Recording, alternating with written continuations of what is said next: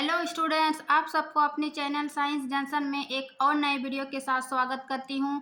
आज का यह वीडियो क्लास 10th का बायोलॉजी पार्ट पढ़ा रहे हैं, जिसमें नियंत्रण एवं समन्वय होगा।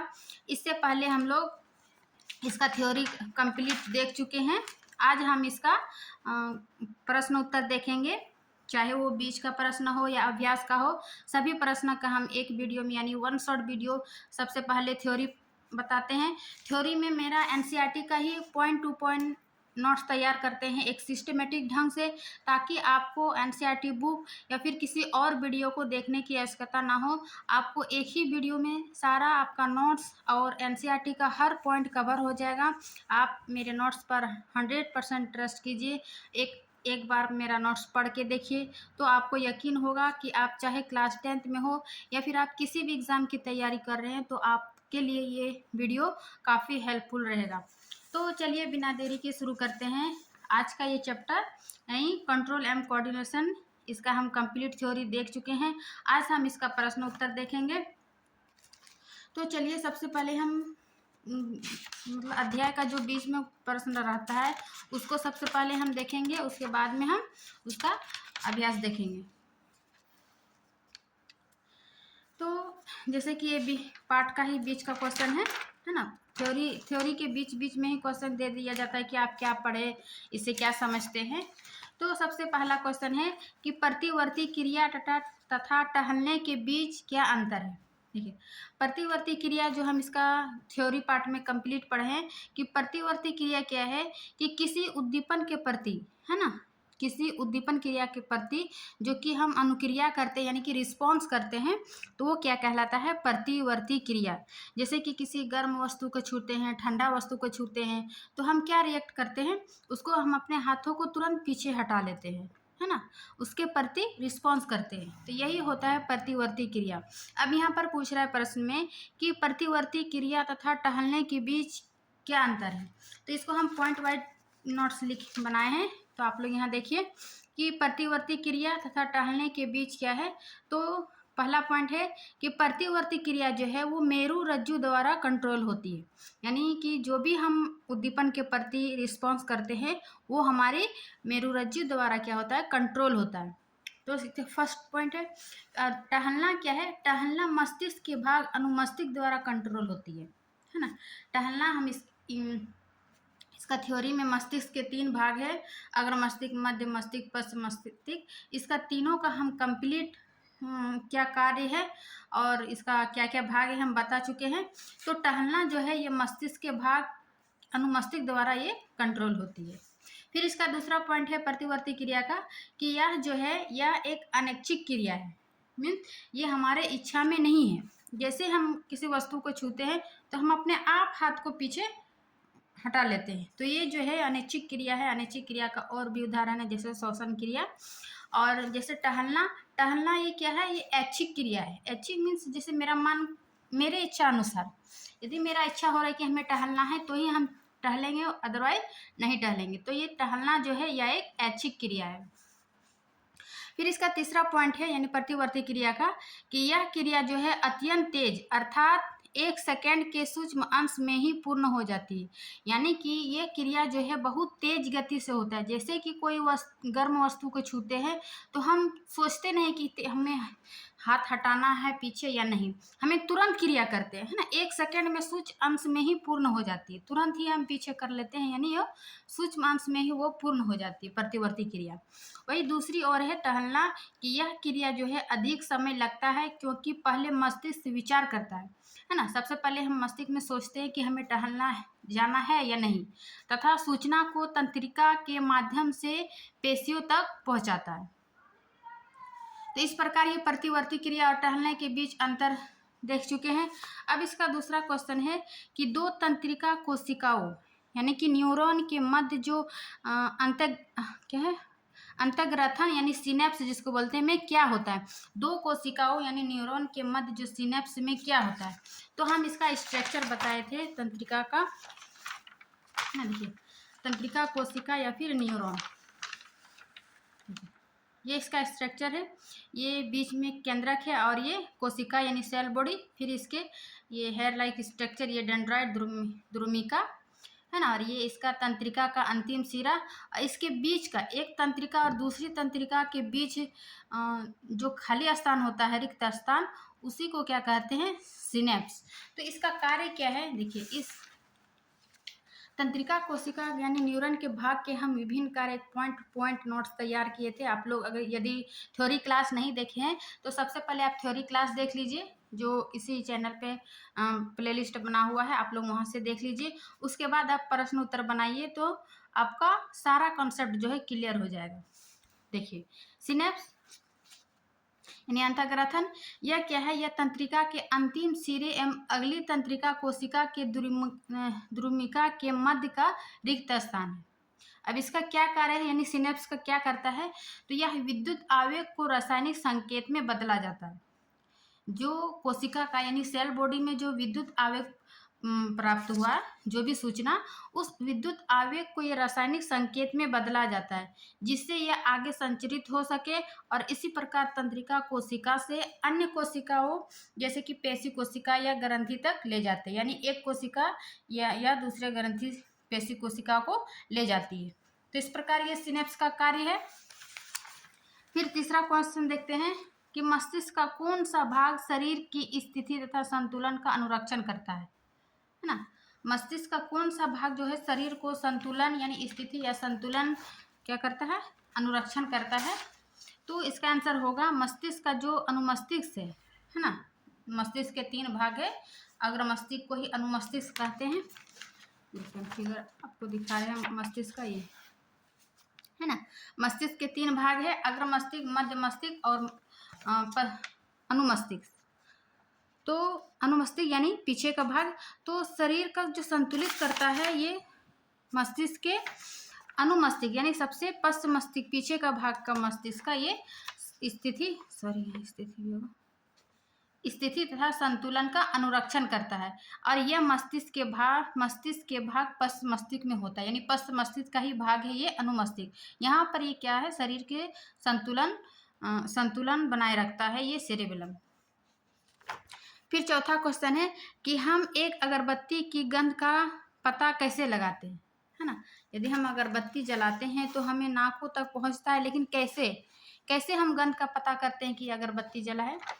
तो इसका आंसर होगा, चूंकि हमारे नाक में जो है वो गंधीय संवेदांग है ना, संवेदांग होते हैं, यानी कि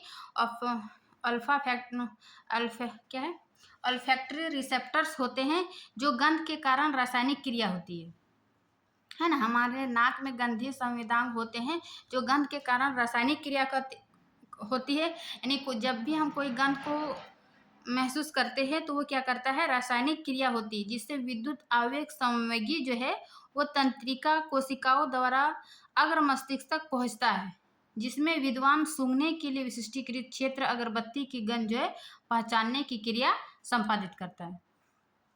तो ये इसका आंसर होगा। फिर हम क्वेश्चन 5वां देखते हैं कि प्रतिवर्ती क्रिया एवं मस्तिष्क की क्या भूमिका है। अभी हम देखें कि प्रतिवर्ती क्रिया है, जो भी उद्दीपन के प्रति जो रिस्पॉन्स करते हैं वो क्या कहलाती है, प्रतिवर्ती क्रिया। तो प्रतिवर्ती क्रिया में जो है मस्तिष्क की क्या भूमिका है, तो इसका आंसर हो जाएगा कि प्रतिवर्ती क्रिया जो है, अभी हम देखें प्रतिवर्ती क्रिया और टहलना के बीच, तो इसका सबसे पहला पॉइंट देखे थे कि प्रतिवर्ती क्रिया जो है वो मेरुरज्जु द्वारा संचालित एवं कंट्रोल होती है ना, नियंत्रित होती है। और ग्राही अंग यानी कि जो भी हमारे ग्राही अंग है, जैसे त्वचा, नाक, कान, ये सब क्या है, ग्राही अंग। तो ऊष्मा जो है वो त्वचा में है ना, दर्द संवेदना संवेदी तंत्रिका कोशिकाओं द्वारा मेरुरज्जु तक लाई जाती है, तथा प्रेरक तंत्रिका कोशिकाओं द्वारा कार्यकर जैसे कि भुज में पेशी को संदेश भेजा जाता है। तो मस्तिष्क की प्रतिवर्ती क्रिया में कोई कार्य नहीं है, केवल संदेश मस्तिष्क तक पहुंचता है। इसको हम थ्योरी वाला में बताए थे कि ये जो ग्राही अंग है ना, ग्राही होता है कान, आँख, त्वचा, नाक, जीभ, ये हमारे मेरुरज्जु में कैसे क्रिया करते हैं, इसके लिए हम एक स्ट्रक्चर बताए थे। देखिए, जब कोई उद्दीपन यानी जैसे कि कोई ऊष्मा है ना, उसको सबसे पहले क्या होता है, ये ग्राही अंग यानी त्वचा उसको त्वचा उसको अनुभव किया, उसके बाद ये मेरु रज्जु को क्या करता है, सूचना भेजता है। उसके बाद जो कार्यरत अंग है यानी पेशी है वो क्या करता है, रिस्पॉन्स करता है, यानी अनुक्रिया हाथ को पीछे हटा लेना। यही तो इसको यहाँ पर भाषा में समझा है कि 5 नंबर में मस्तिष्क की क्या भूमिका है प्रतिवर्ती क्रिया में। तो ये हो गया। उसके बाद हम आगे का क्वेश्चन देखते हैं।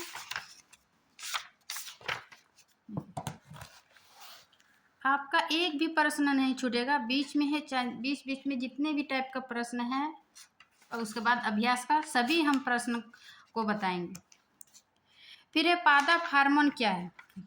पादप हार्मोन क्या है, तो मानव हार्मोन और पादप हार्मोन दोनों हम बता चुके हैं थ्योरी पार्ट में। देखिए, पादप हार्मोन में उपस्थित वे रासायनिक पदार्थ है जो पौधे की वृद्धि, विकास एवं पर्यावरण के प्रति जो है वो अनुक्रिया यानी रिस्पॉन्स के समन्वय में सहायता करती है। यानी कि हमारे बॉडी में जो भी हार्मोन है वो हमारे वातावरण में हो रहे हैं घटना को क्या करते हैं, हम रिस्पॉन्स करते हैं। ठीक उसी प्रकार प्लांट भी क्या करते हैं, वो अपने वृद्धि करते हैं, विकास करते हैं और पर्यावरण के प्रति जो भी क्रिया होती है उसके प्रति रिस्पॉन्स करते हैं ये पादप हार्मोन।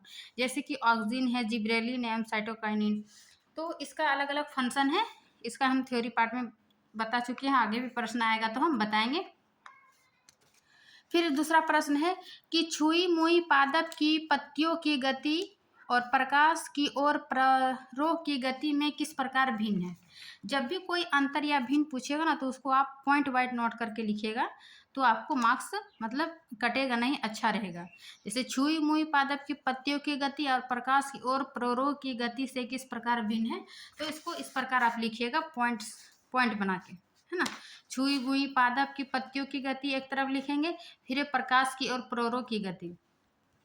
तो इसका पहला पॉइंट है कि इसमें जो है पत्तियों की गति किसी खास दिशा में नहीं होती है। छुई मुई पादप पत्तियों की जब कोई हम इसको पत्ती को छूते हैं तो ये जरूरी नहीं कि वो किसी खास दिशा में ही वो मुड़ेगी, है ना, उद्दीपन करेगी।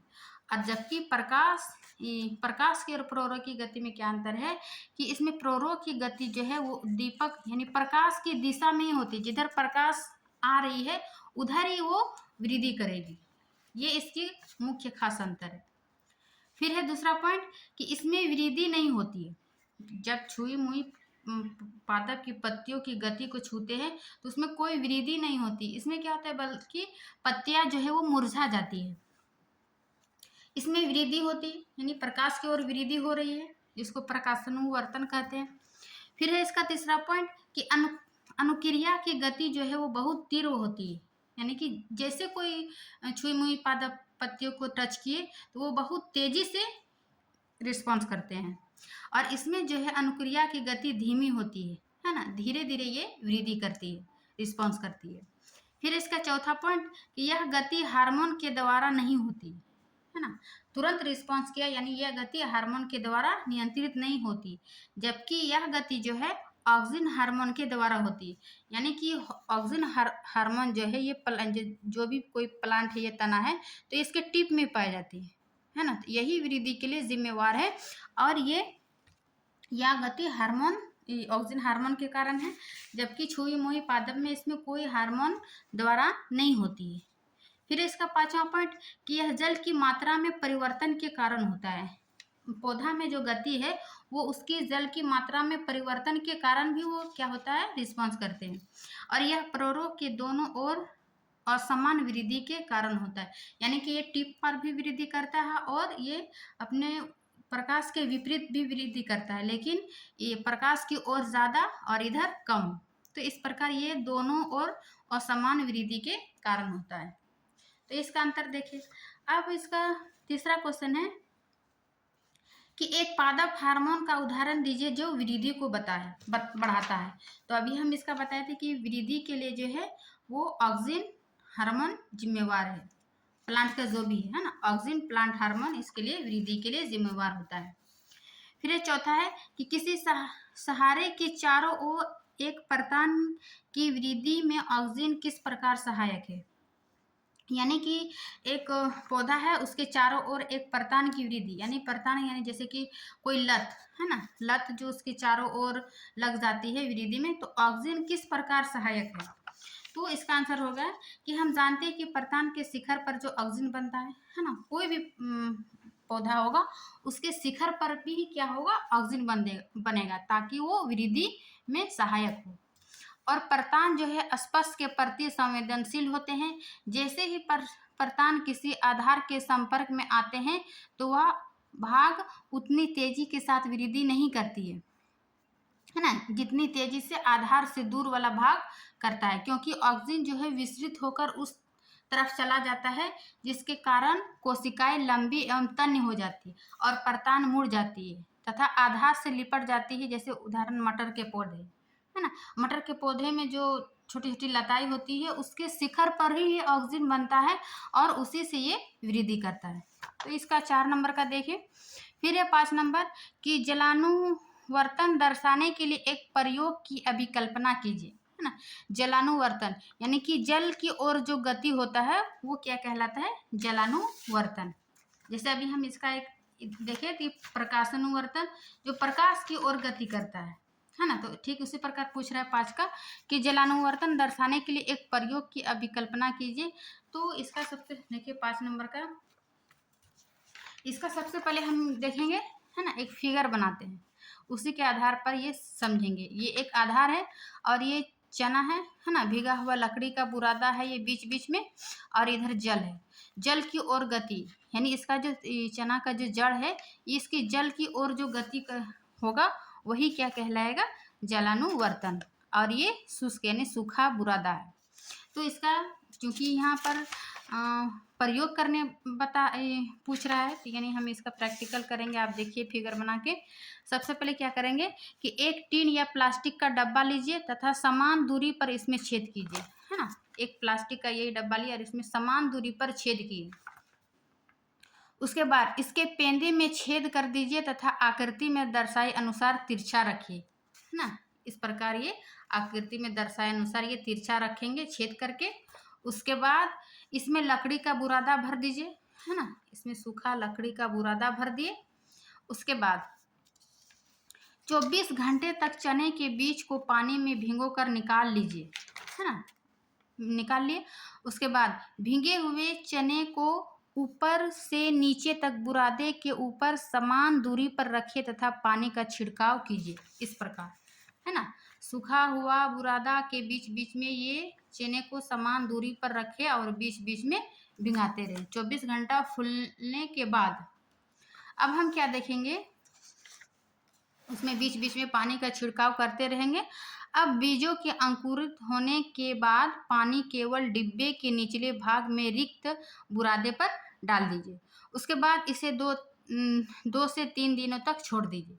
अब हम क्या देखेंगे, है ना, ये सब देख लिया। अंकुरित होने के बाद रखने के बाद 24 घंटा भीगेंगे, उसके बाद इसमें बीच बीच में पानी का छिड़काव करेंगे।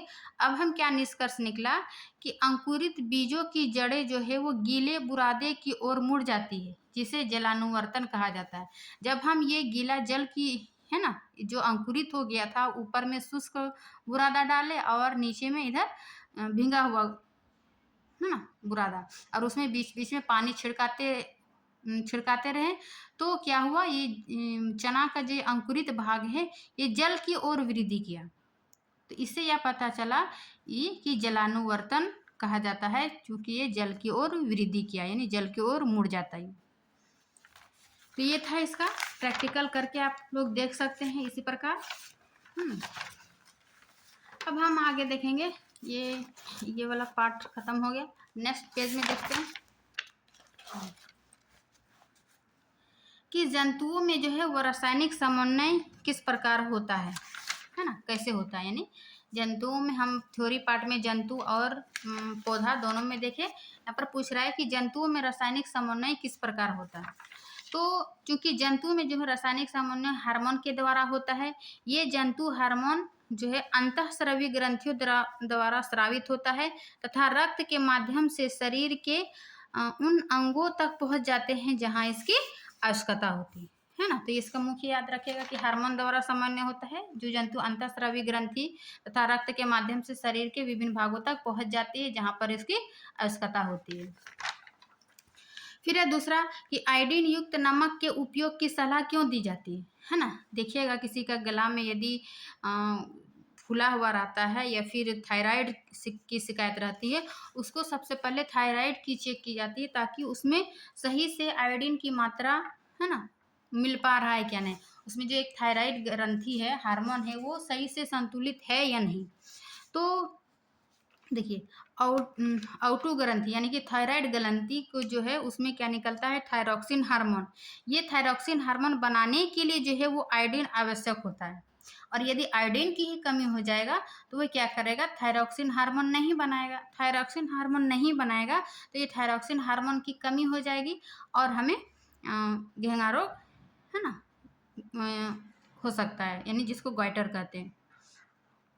आयोडीन की आवश्यकता होती है तो थायरॉक्सिन जो है वो कार्बोहाइड्रेट, प्रोटीन तथा वसा के उपापचय का हमारे शरीर में नियंत्रण करता है। और ये थायरॉक्सिन हार्मोन जो है, जो भी हम खाते हैं कार्बोहाइड्रेट, प्रोटीन, वसा, उसका क्या करता है, उपापचय का हमारे लिए शरीर में कंट्रोल करता है।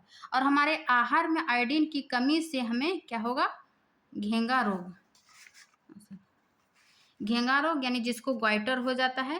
अतः थायरॉक्सिन की उचित मात्रा शरीर में बनाए रखने के लिए जो है वो आयोडीन युक्त नमक भोजन के साथ खाने की सलाह दी जाती है ना। क्यों दी जाती है आयोडीन युक्त भोजन खाने से, तो हम इसका एक्सप्लेन में देखें। फिर है तीसरा क्वेश्चन कि जब एड्रेनलिन रुधिर में स्रावित होती है तो हमारे शरीर में क्या अनुक्रिया होती है, यानी कि एड्रेनलिन जो हार्मोन है, जब ये जो रुधिर में जब स्रावित होती है तो हमारे शरीर में इसकी क्या रिस्पॉन्स होती है, ये पूछ रहा है कि एड्रीनल जो है ना, एड्रेनलिन ये हृदय की धड़कन को बढ़ा देता है। जब ये हार्मोन हम स्रावित होता है तो ये हृदय की धड़कन को बढ़ा देता है ताकि हमारे मांसपेशियों को अधिक ऑक्सीजन की आपूर्ति हो सके, है ना। तो ये एड्रेनलिन हार्मोन के कारण है। और पाचन तंत्र तथा त्वचा में जो है वो रुधिर की आपूर्ति कम हो जाती है क्योंकि इन अंगों की छोटी धमनियों के आसपास की पेशियां सिकुड़ जाती है। फिर इसका तीसरा पॉइंट है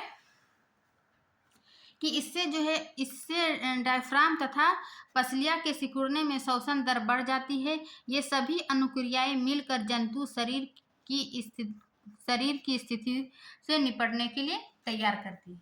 तो ये एड्रेनलिन हार्मोन की हमारे शरीर में जो क्या रिस्पॉन्स करती है, ये था।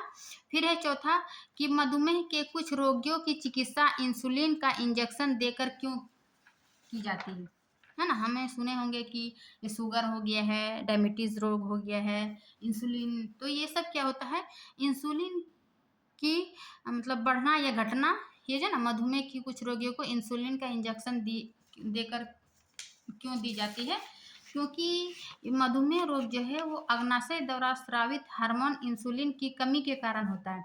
जो अग्नाशय से अग्नाशय रस स्रावित होता है उसमें स्रावित हार्मोन जो है वो इंसुलिन की कमी के कारण होता है। और ये हार्मोन रुधिर में शर्करा स्तर को कंट्रोल करने में सहायक है, यानी कि जो भी हार्मोन निकलता है अग्नाशय से वो क्या करता है, इंसुलिन हार्मोन, कि हमारे शरीर में जो भी रक्त शर्करा है उसको क्या करते हैं, कंट्रोल करता है।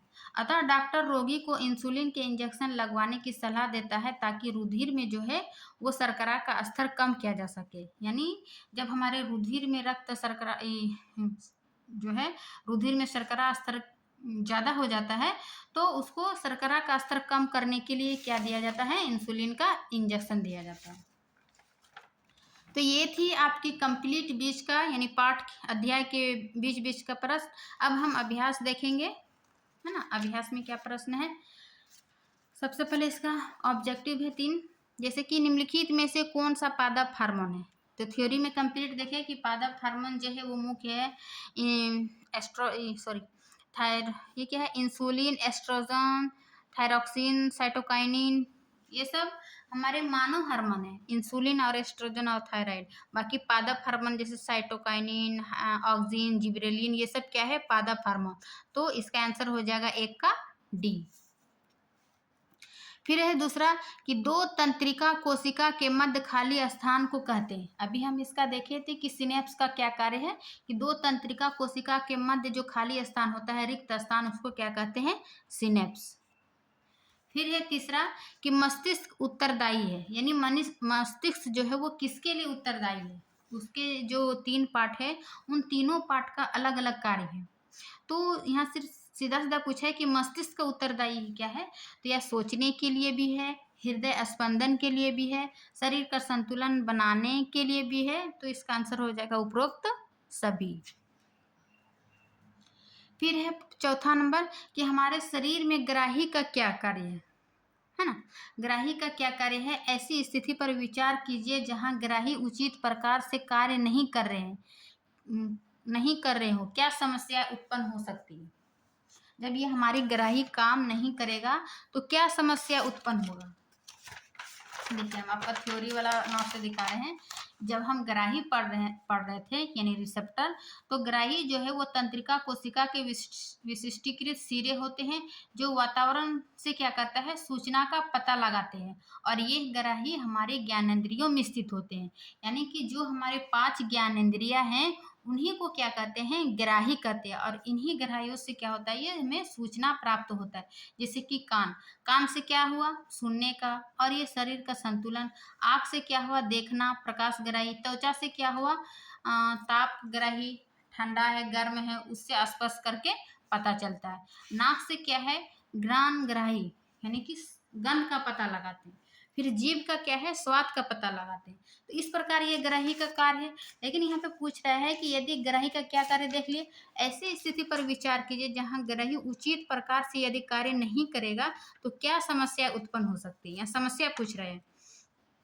तो इसका आंसर होगा, देखिए, कि ग्राही हमारे ज्ञानेंद्रियों में स्थित एक खास कोशिकाएं होती है जो कि वातावरण से सभी सूचनाएं क्या करती है, ढूंढ निकालती है और उन्हें केंद्रीय तंत्रिका तक पहुंचाती है। सबसे पहले ग्राही यानी त्वचा जो है उसको पता चला सूचना, उसके बाद वो क्या करता है, तंत्रिका तंत्र तक पहुंचाती है। और मस्तिष्क के भाग अग्र मस्तिष्क में विभिन्न ग्राही से संवेदी आवेग यानी जो भी सूचना प्राप्त करने के लिए क्षेत्र होते हैं। इसके लिए अलग अलग क्षेत्र, जैसे कि सुनने सूंघने, अभी हम देखें ना 5 ज्ञानेंद्रियां, उन्हीं को ये विशिष्टीकृत होते हैं। यदि कोई ग्राही उचित प्रकार कार्य नहीं करेगा तो उस ग्राही द्वारा क्या होगा, एकत्र की गई सूचना मस्तिष्क तक नहीं पहुंचाएगी। सिंपल सा है। यदि कोई ग्राही अच्छे से काम नहीं करेगा तो उसको मस्तिष्क का सूचना कौन भेजेगा। जब तक उसको सूचना प्राप्त नहीं होगा तो मस्तिष्क कैसे कार्य करेगा। तो यहाँ पर भी वही होगा कि सूचना मस्तिष्क तक नहीं पहुंचेगी। उदाहरण के तौर पर यहाँ दिए हैं कि यदि रेटिना की सेल अच्छी तरह कार्य नहीं करेगी तो हम देख नहीं पाएंगे तथा अंधे भी हो सकते हैं, है ना।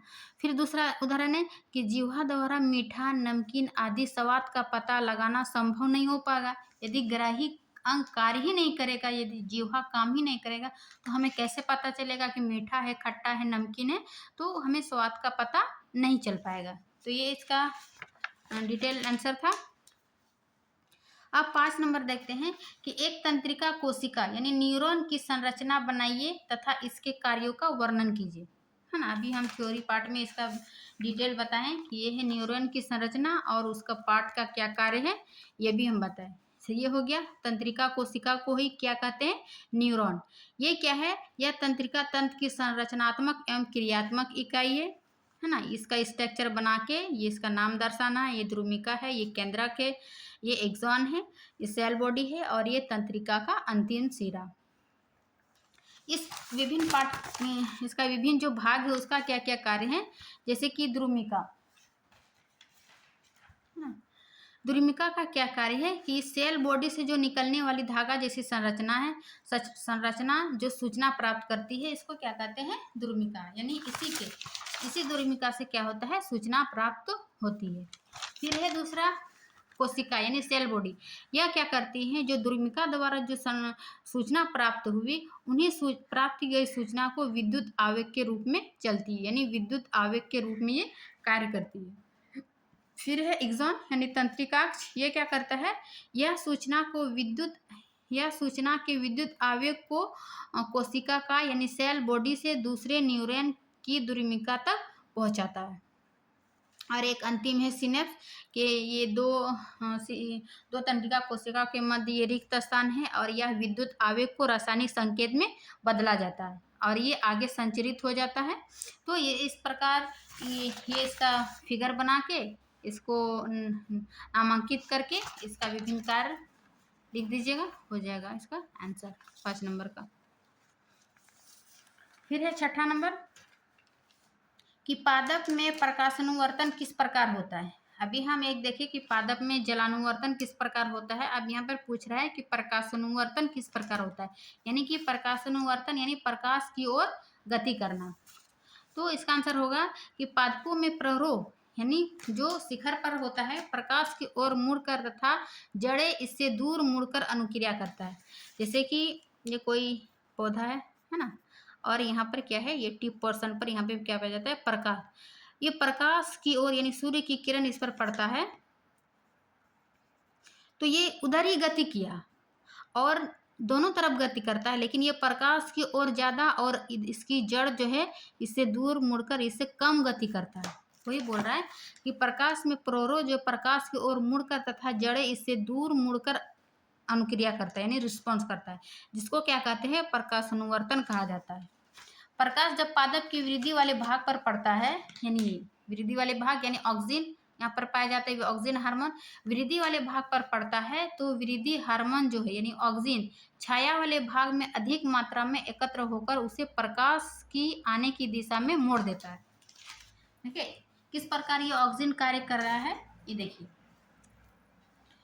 तो एकत्र होकर उसे प्रकाश की आने की दिशा में मोड़ देता है, अर्थात पौधे का तना वाला भाग तथा पत्तियां प्रकाश की ओर मुड़ जाती है। इससे पत्तियों को प्रकाश संश्लेषण क्रिया के लिए अधिक से अधिक प्रकाश मिलने लगता है।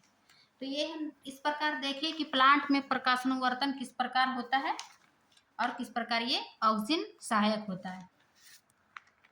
फिर है क्वेश्चन 7 कि मेरुरज्जु आघात में किन संकेतों के आने में व्यवधान होगा, है ना 7 का, कि मेरुरज्जु आघात में किन संकेतों के आने में व्यवधान होगा, यानी कि मेरुरज्जु में जो भी कोई चोट लगती है यानी आघात होती है तो किन संकेतों से उसको पता चलता है। तो देखिए मेरुरज्जु आघात से जो है वह निम्न क्रियाओं में व्यवधान होगा। पहला पॉइंट कि हम जानते हैं कि प्रतिवर्ती क्रिया जो भी हम उद्दीपन क्रिया होती है यानी कोई वस्तु गर्म वस्तु छुए ठंडा वस्तु छूते हैं तो हम क्या करते हैं, रिस्पांस करते हैं। तो ये भी जो प्रतिवर्ती क्रिया हुआ यानी रिस्पांस किए तो वो क्या हुआ, मेरुरज्जु के द्वारा कंट्रोल होती है ना, मेरुरज्जु द्वारा कंट्रोल होती है, अतः प्रतिवर्ती क्रिया नहीं होगी। फिर है दूसरा कि ज्ञानेंद्रियों से आने वाली सूचना जो है वो मस्तिष्क तक नहीं पहुंचेगी, मतलब ये किस प्रकार मेरुरज्जु को बाधा पहुंचाएगी यदि ये मेरुरज्जु कार्य नहीं करेगा तो ये इसका पॉइंट है। फिर तीसरा पॉइंट है कि मस्तिष्क से सूचना शरीर के विभिन्न कार्य अंगों तक नहीं पहुंचाएगी। जब मेरुरज्जु ही कार्य नहीं करेगा तो ये निम्न समस्या उत्पन्न हो सकती है ना। अब हम आगे देखेंगे क्वेश्चन नंबर 8 कि पादप में रासायनिक समन्वय किस प्रकार होता है। अभी हम इसके पहले थोड़ी देर पहले हम देखे थे, क्या है 8 नंबर में, पादप में रासायनिक समन्वय किस प्रकार होता है। अच्छा, जंतुओं में रासायनिक समन्वय किस प्रकार हम देखें। अब यहाँ पर क्वेश्चन है पादप में रासायनिक समन्वय किस प्रकार होता है। देखिए पादप में जो है वो रासायनिक समन्वय पादप हार्मोन द्वारा होता है। जंतुओं में जो हम देखें कि जंतु हार्मोन द्वारा होता है और पादप में पादप हार्मोन द्वारा। और ये हार्मोन जो है वो पौधे की वृद्धि विकास एवं पर्यावरण के प्रति रिस्पॉन्स में समन्वय में सहायक प्रदान करते हैं। इनके संश्लेषण का स्थान इनके क्रिया क्षेत्र से दूर होता है और वे साधारण विसरण क्रिया द्वारा क्षेत्र तक पहुंच जाते हैं। इसका उदाहरण के लिए जैसे ऑक्सीजन का सांद्रण जो है वो कोशिका की लंबाई में वृद्धि के लिए उद्दीपन करता है, यानी ऑक्सीजन का क्या कार्य है, कोशिका की लंबाई में वृद्धि करना। जिब्रेलिन का क्या है, ये तने की वृद्धि में सहायक है। इसका डिटेल हम प्लांट के विभिन्न हार्मोन के इसका क्या क्या कार्य है, कहाँ पर पाई जाती है, इसका हम थ्योरी पार्ट में बता चुके हैं कंप्लीट। यहाँ पर क्योंकि क्वेश्चन आंसर को हल कर रहे हैं तो जो प्रश्न पूछा जाता है उन्हीं को हम उसी आंसर को हम क्या करते हैं, एक्सप्लेन करते हैं। फिर है साइटोकाइनिन। कैनिन क्या करता है, ये सेल डिवीजन को क्या करता है, मदद करता है सेल डिवीजन को प्रेरित करने में, कोशिका विभाजन में। फिर इसका चौथा एक हार्मोन है एब्सिसिक अम्ल। ये क्या करता है, वृद्धि का स्पंदन यानी वृद्धि को ये रोकता है ना, जैसे पत्तियों का मुरझाना, ये सब एब्सिसिक अम्ल के कारण है। फिर क्वेश्चन नंबर 9 है कि एक जीव में नियंत्रण एवं समन्वय के तंत्र की क्या आवश्यकता है, यानी कि किसी जीव में जो है वो कंट्रोल एवं कोऑर्डिनेशन की क्या आवश्यकता है ना। आप खुद सोच सकते हैं कि किसी जीव में जो है यदि नियंत्रण एवं कंट्रोल एवं समन्वय की क्रिया नहीं होगा तो क्या रिस्पॉन्स होगा पर्यावरण के प्रति। तो इसका हम आंसर में लिखेंगे इस प्रकार कि सजीवों में अनेक अंग तंत्र पाए जाते हैं, है ना। हमारे पाचन तंत्र है, श्वसन तंत्र है, तो अनेक अंग तंत्र पाया जाता है जो एक खास कार्य करते हैं, है ना। हमारे पाचन तंत्र जैसे पाचन की क्रिया करते हैं, श्वसन तंत्र श्वसन की क्रिया करते हैं, तो एक खास कार्य करते हैं। और जंतुओं में नियंत्रण एवं समन्वय को कार्य तंत्रिका, पेशी ऊतक तथा हार्मोन द्वारा किया जाता है, तथा पादपों में हार्मोन द्वारा नियंत्रण एवं समन्वय होते हैं। यदि जीवों में समन्वय तंत्र नहीं होगा तो सभी अंग जो है एवं कोशिकाएं स्वतंत्र रूप से कार्य करेगी तथा हमें इच्छित परिणाम नहीं मिलेंगे। यदि एक विशिष्ट अंग के तहत विशिष्ट कार्य नहीं होगा तो क्या होगा, सभी कार्य स्वतंत्र रूप से कार्य करेगी तथा हमें अच्छा परिणाम नहीं मिलेगा। इसीलिए विभिन्न कार्य के लिए विभिन्न अंग और विभिन्न खास कार्य करते हैं। इसीलिए समन्वय एवं नियंत्रण एवं समन्वय हम किसी भी जीव के लिए आवश्यक होता है। फिर है क्वेश्चन नंबर 10 कि अनैच्छिक क्रियाएं तथा प्रतिवर्ती क्रियाएं एक दूसरे से किस प्रकार भिन्न है। प्रतिवर्ती क्रिया तो आपके लिए बहुत इंपॉर्टेंट है, बार बार इसको किसी के साथ जोड़ देता है। प्रतिवर्ती क्रियाएं, हाँ, अनैच्छिक क्रियाएं में क्या अंतर है। देखिए, जैसे कि हम जो बताएं कि जब भी अंतर पूछे तो उसको पॉइंट टू पॉइंट अंतर करके नोट्स बनाइएगा। अनैच्छिक क्रिया लिखे पहले और उसके बाद क्या पूछ रहा है, प्रतिवर्ती क्रिया। तो अनैच्छिक क्रिया का पॉइंट है कि वे क्रियाएं जिनका नियंत्रण हमारे सोचने से नहीं होती, यानी कि ये हमारे इच्छा अनुसार नहीं होता है, ये अनैच्छिक क्रिया है। अर्थात ऐसी क्रियाएं जो शरीर में निरंतर चलते रहती है ना, जैसे श्वसन, ये क्या हुआ, हमारे इच्छा अनुसार नहीं होता है, ये अनैच्छिक क्रिया है। दूसरे है प्रतिवर्ती कि ये क्रियाएं जो है जिसमें किसी बाह्य उद्दीपन के प्रति अनुक्रिया यानी रिस्पॉन्स होती है, प्रतिवर्ती क्रियाएं कहलाती है ना। फिर इसका दूसरा पॉइंट है अनैच्छिक क्रियाएं की कि इसका जो है वो निरंतर पश्च मस्तिष्क स्थिति मेडुला द्वारा होता है। जितने भी प्रकार के हमारे अनैच्छिक क्रिया होती है जैसे श्वसन, वमन, रक्तचाप, ये जो मस्तिष्क के पश्च मस्तिष्क का भाग मेडुला है उसके द्वारा कंट्रोल की जाती है। और ये प्रतिवर्ती क्रिया जो है इनका कंट्रोल मुख्यतः मेरु रज्जु द्वारा होता है तथा प्रत्यावर्ती चाप के रूप में क्रियान्वित होता है। फिर इसका तीसरा पॉइंट है, उदाहरण के लिए इसका अनैच्छिक क्रिया का उदाहरण हृदय का स्पंदन, श्वास लेना, श्वसन क्रिया द्वारा ऊर्जा का उत्पादन, भोजन देखकर लार का निकलना, वज्र पदार्थों का उत्सर्जन आदि। और प्रतिवर्ती क्रिया का जैसे कि किसी गर्म वस्तु को स्पर्श करने पर हाथ शीघ्रता से पीछे हटा लेना। तो ये थी अनैच्छिक क्रिया और प्रतिवर्ती क्रिया के बीच मुख्य अंतर। अब हम क्वेश्चन नंबर 11 को देखेंगे कि जंतुओं में नियंत्रण एवं समन्वय के लिए तंत्रिका तथा हार्मोन क्रिया विधि की तुलना तथा व्यतिरेक कीजिए। यानी जंतुओं में तंत्रिका द्वारा नियंत्रण एवं समन्वय और जंतुओं में हार्मोन द्वारा नियंत्रण एवं समन्वय किस प्रकार है उसका तुलना कीजिए। यानी ये एक तरह से उसका अंतर भी पूछ रहा है, तुलना करना, अंतर करना, ये किस प्रकार है। तो आइए जानते हैं, उसी प्रकार हम पॉइंट बनाते हैं। जंतुओं में तंत्रिका द्वारा नियंत्रण एवं समन्वय, दूसरी ओर जंतुओं में हार्मोन द्वारा नियंत्रण एवं समन्वय। इसका पहला पॉइंट देखेंगे कि जंतुओं में जो तंत्रिका द्वारा नियंत्रण एवं समन्वय है यह न्यूरॉन्स से बना होता है ना। पहला पॉइंट है कि यह न्यूरॉन से बना होता है। और हार्मोन जो है यह स्रावित कोशिकाओं यानी ग्रंथियों से बना होता है। तो ये इसका पहला पॉइंट का अंतर हो गया। दूसरा पॉइंट है कि इसमें जो है सूचनाएं विद्युत आवेग की तरह ग्राही से केंद्रीय तंत्रिका तंत्र तथा केंद्रीय तंत्रिका से कार्यकारी है, और जो भी इसके कार्यकारी अंग है उन्हीं अंगों तक क्या करता है, ये वापस आती है। फिर दूसरी और जो हार्मोन द्वारा नियंत्रित होती है, इसका दूसरा पॉइंट है कि इसमें जो सूचनाएं हैं ये अंतःस्रावी ग्रंथि द्वारा स्रावित जो रसायन होता है, ये रसायनों द्वारा नियंत्रण एवं समन्वय होता है, जो रक्त द्वारा कार्यकारी अंगों तक पहुंचाता है। तो इसका दूसरा पॉइंट देखें। अब तीसरा पॉइंट देखेंगे कि ये जो जंतुओं में तंत्रिका द्वारा नियंत्रण एवं समन्वय है, वो जो आवेग तेज तथा बहुत कम समय तक अनुक्रिया करते हैं, यानी कि रिस्पॉन्स करते हैं, है ना। आवेग तेज तथा बहुत कम समय तक रिस्पॉन्स करते हैं, और इसका जो है, इसका रिस्पॉन्स जो है वो धीमी परंतु लंबे समय तक होती है। हार्मोन के द्वारा धीमी परंतु लंबे समय तक इसका रिस्पॉन्स होती है। फिर इसका चौथा पॉइंट है कि तंत्रिका तंत्र के मुख्य अंग जो है वो मस्तिष्क तथा मेरुरज्जु है। ये तो हम पढ़ते आ रहे हैं शुरू से कि जंतुओं में तंत्रिका जो नियंत्रण एवं समन्वय है वो किसके द्वारा होता है, मेरुरज्जु द्वारा। जबकि जो जंतु में हार्मोन का कंट्रोल एवं कोऑर्डिनेशन जो है वो उसमें मुख्य भाग जैसे अंतःस्रावी ग्रंथियां जैसे पीयूष ग्रंथि, औटु ग्रंथि, अधिवृक्क ग्रंथि आदि इन ग्रंथियों से होता है। तो इस प्रकार हम देखें इसका मुख्य अंतर कि जंतुओं में तंत्रिका द्वारा नियंत्रण एवं समन्वय, दूसरा है जंतुओं में हार्मोन द्वारा नियंत्रण एवं समन्वय किस प्रकार होता है। अब हम आज का लास्ट का क्वेश्चन देखेंगे 12 नंबर कि छुई मुई पादप में गति तथा हमारी टांग में होने वाली गति के तरीके में क्या अंतर है।